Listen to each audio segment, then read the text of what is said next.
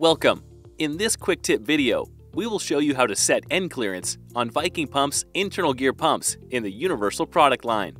The end clearance setting for each pump model can be found in the technical service manual. Before you begin, make sure the bearing housing is fully tightened and the shaft does not turn. This point is known as zero end clearance.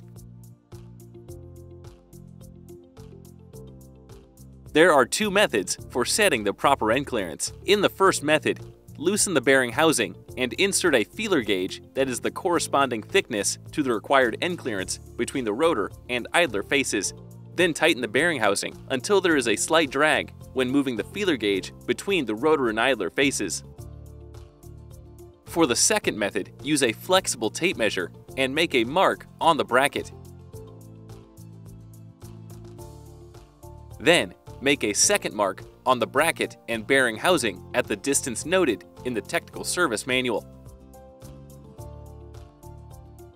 Next, loosen the bearing housing until the bearing housing mark aligns with the first mark on the bracket. Confirm the proper end clearance with a feeler gauge. Once end clearance is set, tighten the two set screws in the face of the bearing housing. To learn more or to watch other service videos, please visit our website at vikingpump.com.